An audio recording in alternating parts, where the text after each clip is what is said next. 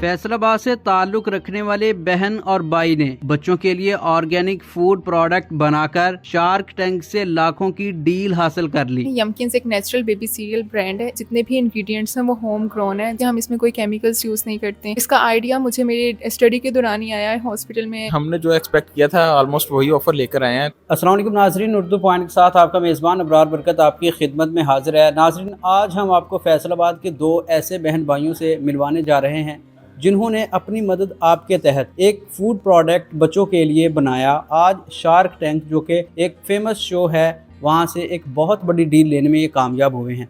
इनसे जानते हैं कि ये फूड प्रोडक्ट जो इन्होंने बच्चों के लिए 100% कुदरती अज्जा पर मुश्तमिल है। मेरे साथ अब्दुल रहमान साहब मौजूद हैं और साथ इनकी सिस्टर हीरा मुबीन मौजूद हैं। उनसे जानते हैं, आप मुझे बताइएगा कि आपकी जो प्रोडक्ट है वो क्या है और इसका आइडिया आपको कैसे है। हम बेसिकली यमकिंस पे काम करते हैं। यमकिंस एक नेचुरल बेबी सीरियल ब्रांड है। इसमें हम नेचुरल बेबी सीरियल्स बनाते हैं by utilising indigenous food crops के हमारे में जितने भी इंग्रेडिएंट्स हैं वो होम ग्रोन है, जो इजीली पाकिस्तान में ग्रो किए जा सकते हैं।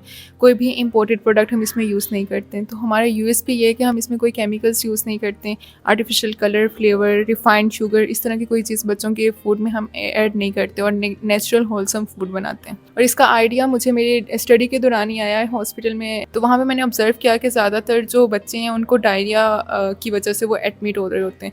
तो डॉक्टर से पूछा तो वो यही कहते थे कि ये फूड जो है वो मिलावट वाला है। इवन दूध में भी देखें तो वो हार्मोन्स और इस तरह की मिलावट की जाती है। तो इस वजह से बच्चों की जो है वो हेल्थ कॉम्प्रोमाइज़ हो रही है।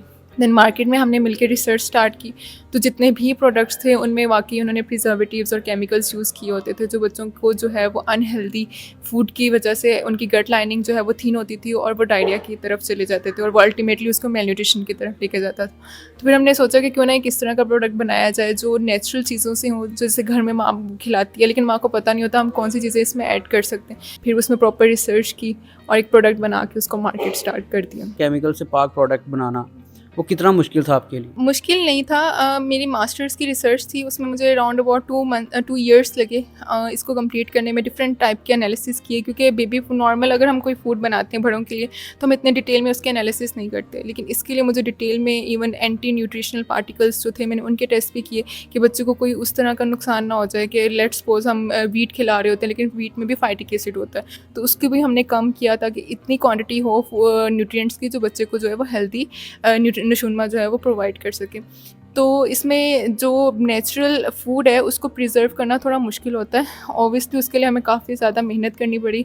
ऑर्गेनिक प्रोसेसिंग टेक्निक्स हमने जो है वो डिस्कवर की, उसको यूज़ करके हम इंग्रेडिएंट्स के जो न्यूट्रिएंट कंटेंट था उसको प्रिजर्व करते थे और इस तरह जो है वो एक केमिकल फ्री बेबी फूड बनाने में हम कामयाब हो गए। कब स्टार्ट किया था, इसको लॉन्च किया, अभी कितना अरसा हो चुका है और लोगों को आपने कैसे जो है वो अपनी तरफ कायल किया? लास्ट ईयर से इस पे वर्किंग स्टार्ट की कि हम इसको एज अ स्टार्टअप स्टार्ट करते हैं। प्रॉपर जो हमने इसकी सेल करना स्टार्ट की वो हमने इस साल फेब में स्टार्ट की। किसने सपोर्ट किया फाइनेंशियली? अपने बेस पे किया या किसी ने स्पॉन्सर किया? स्टार्टिंग में तो हम खुद ही करते थे, फादर से हम लेके तो उस तरह मैं कर रही थी, लेकिन देन जब मेरा एक आइडिया बन गया स्ट्रॉन्ग और कुछ काफ़ी चीज़ें जैसे मेरे हाथ में आ गई, जैसे मैंने एनालिसिस कर लिया, उनके रिजल्ट्स आ गए और कुछ पेरेंट्स को मैंने ट्रायल करवाए, उनके बच्चों के रिजल्ट्स मेरे पास आ गए, तो then different institutes, different opportunities होती हैं, उनमें मैंने अप्लाई किया और वहाँ से ग्रांट्स और कॉम्पिटिशन के प्राइजेस विन किए और उससे जो है इसको फंड करती गई। ये जो आप फूड बना रही हैं, प्रोडक्ट बना रही हैं,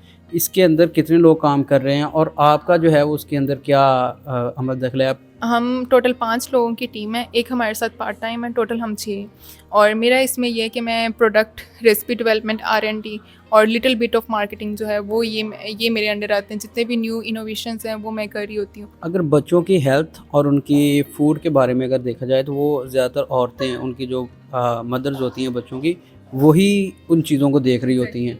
तो आप उनको क्या मैसेज देना चाहेंगी अपनी प्रोडक्ट के हवाले से? तो मदर्स को पहली बात है पता नहीं होता, उनको लगता है कि जो मार्केट में मिल रहा है जिसके ऊपर लिखा हुआ है कि ये आयरन फोर्टिफाइड है, जिंक फोर्टिफाइड है, तो वो हेल्दी है।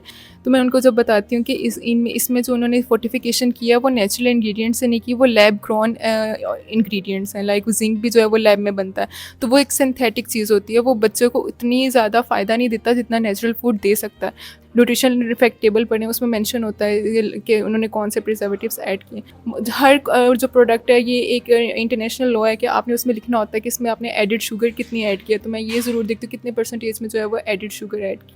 तो मैं मदर्स को कहती हूँ एटलीस्ट भी अगर वो 10% से ज़्यादा है तो मीन्स कि वो आपके बच्चे के लिए सेफ़ नहीं है। हमारा प्रोडक्ट हमारी वेबसाइट yumkins.co से आप बाय कर सकती हैं ऑनलाइन। अब्दुलरहमान भाई, सबसे पहले तो मुझे ये बताएं कि आपका क्या रोल है, ये जो आप पूरा आपने सेटअप बनाया हुआ है। मेजरली मैं मार्केटिंग और सेल्स को देख रहा होता हूँ और प्लस ऑपरेशंस, जहाँ पर मैन्युफैक्चरिंग हो रही होती है उसके ऑपरेशंस मेरे अंडर आ रहे होते हैं। शार्क टैंक एक इंटरनेशनल किस्म का शो है, वहाँ तक कैसे पहुँचे? शार्क टैंक वाकई एक बहुत बड़ा प्लेटफॉर्म है। तो इसकी एप्लीकेशंस तो सबके लिए ओपन थी, सभी काफ़ी लोगों ने अप्लाई किया था, लेकिन इनके बड़ा रिगरस प्रोसेस था शॉर्ट लिस्टिंग का। तो उसके बाद अंडर 100 स्टार्टअप शायद उन्होंने शॉर्ट लिस्ट किया था, जो बाद में उन्होंने उनकी रिकॉर्डिंग वगैरह की।